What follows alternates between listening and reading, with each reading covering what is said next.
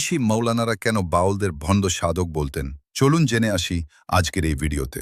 কুষ্টিয়ার এক নির্জন আখড়া, মাঝরাত। একজন সাধু চোখ বন্ধ করে গান গাইছেন। সব লোকে কয় লালন কি জাত সংসারে। গানটা থামতেই দূর থেকে ভেসে আসে আরেকটা কণ্ঠ, রাগী, তীক্ষ্ণ। এই ভণ্ডামি বন্ধ করো, এ ধর্ম না, এ পাপ। ২০০ বছর ধরে বাংলার মাটিতে এই দ্বন্দ্ব চলছে। এক পক্ষ বলে এরাই আসল সত্যের সন্ধানী, আরেক পক্ষ বলে এরা ভণ্ড, ধর্মভ্রষ্ট, সমাজের কলঙ্ক। প্রশ্নটা হলো, সত্যিই কি বাউলরা ভণ্ড, নাকি এই ভণ্ড তকমাটাই একটা বড় ষড়যন্ত্রের অংশ? আজকের পর্বে আমরা খুঁজে বের করব এই রহস্যের গভীরে লুকানো আসল সত্য। বাউলরা কেন তারা আলাদা? বাউল কোনো সাধারণ ধর্মীয় দল নয়। এরা না পুরোপুরি হিন্দু, না পুরোপুরি মুসলমান।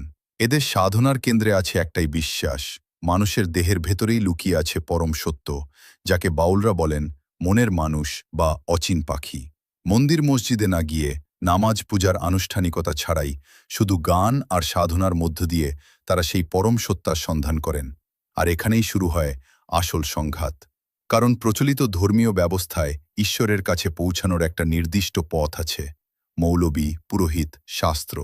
কিন্তু বাউল বলে সেসবের দরকার নেই, উত্তর তোমার নিজের ভেতরেই। যদি এটা সত্যি হয়, তাহলে প্রশ্ন উঠবে, তাহলে ধর্মগুরুদের ক্ষমতা আর কর্তৃত্ব থাকে কোথায়? তকমার আসল উৎস ১৯ শতকের কুষ্টিয়া অঞ্চল। লালন সাঁইজি তখন হাজার হাজার অনুসারী নিয়ে গান গেয়ে বেড়াচ্ছেন। স্থানীয় মৌলবীরা এতে অসন্তুষ্ট। কারণ কি? প্রথমত, বাউল সাধনায় নারী পুরুষ একসাথে বসে সাধনা করা, দেহতত্ত্বের গুহ্য চর্চা, এসব প্রচলিত সমাজ কাঠামোর চোখে ছিল অশ্লীল ও আপত্তিকর। দ্বিতীয়ত, বাউলরা জাতপাত মানতেন না, হিন্দু মুসলমান ভেদাভেদ মানতেন না। এটা তখনকার কঠোর সামাজিক বিভাজনের জন্য ছিল সরাসরি হুমকি। তৃতীয়ত, আর সবচেয়ে গুরুত্বপূর্ণ, বাউলরা প্রশ্ন করতেন।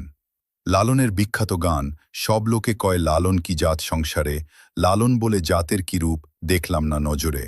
এই একটা গানই তৎকালীন ধর্মীয় নেতাদের ক্ষমতার ভিত নাড়িয়ে দিয়েছিল। ফলাফল? ফতুয়া, কটূক্তি, সামাজিক বয়কট। লালন নিজেও এসবের শিকার হয়েছিলেন বহুবার। কিন্তু এখানে একটা প্রশ্ন থেকেই যায়, যাদের ক্ষমতা প্রশ্নবিদ্ধ হচ্ছিল, তারাই কি ভণ্ড তকমাটা তৈরি করেননি? ৩. ধর্মতাত্ত্বিক বিতর্ক, শিরক নাকি সাধনা। রক্ষণশীল মৌলবীদের মূল আপত্তি ছিল বাউলদের দেহি ব্রহ্মাণ্ড দর্শন নিয়ে। তাদের মতে ঈশ্বরকে নিজের দেহের ভেতরে খোঁজা মানেই তাওহীদ বা একেশ্বরবাদ অস্বীকার করা, যা ইসলামী দৃষ্টিতে গুরুতর অপরাধ। আবার বাউল সাধনায় হিন্দু বৈষ্ণব ধারা, সুফি দর্শন আর তন্ত্র সাধনা মিলেমিশে একাকার। এই সিনক্রেটিজম বা মিশ্র ধারাকেই রক্ষণশীলরা দেখতেন খাঁটি ধর্ম থেকে বিচ্যুতি হিসেবে। কিন্তু বাউলদের নিজস্ব যুক্তি ছিল সম্পূর্ণ ভিন্ন।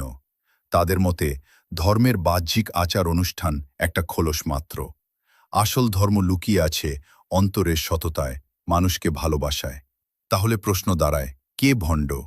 যে বাহ্যিক আচার পালন করে কিন্তু ভেতরে হিংসা পোষণ করে, নাকি যে আচার মানে না কিন্তু অন্তর থেকে সত্যের সন্ধান করে?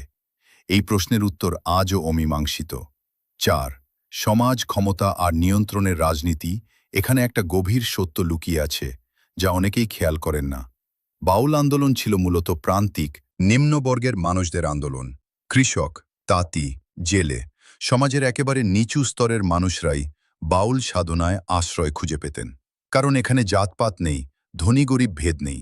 আর যে কোনো সমাজে যখন প্রান্তিক মানুষরা একজোট হয়ে নিজেদের একটা বিকল্প দর্শন তৈরি করে, তখন প্রতিষ্ঠিত ক্ষমতা কাঠামো, সে ধর্মীয় হোক বা সামাজিক, তা হুমকি হিসেবে দেখে।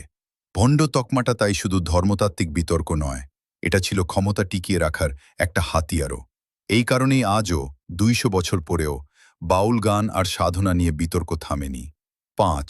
লালনের শেষ জবাব। লালন সাঁইজি নিজে কখনো এই বিতর্কে ভয় পাননি, বরং তার গানেই ছিল সবচেয়ে ধারালো জবাব। তিনি প্রশ্ন করতেন, ধর্মের নামে যে বিভাজন তৈরি হয়, সেটাই কি আসল পাপ নয়? যে মানুষকে ভালোবাসে না, শুধু আচার পালন করে, সেই কি প্রকৃত ধার্মিক?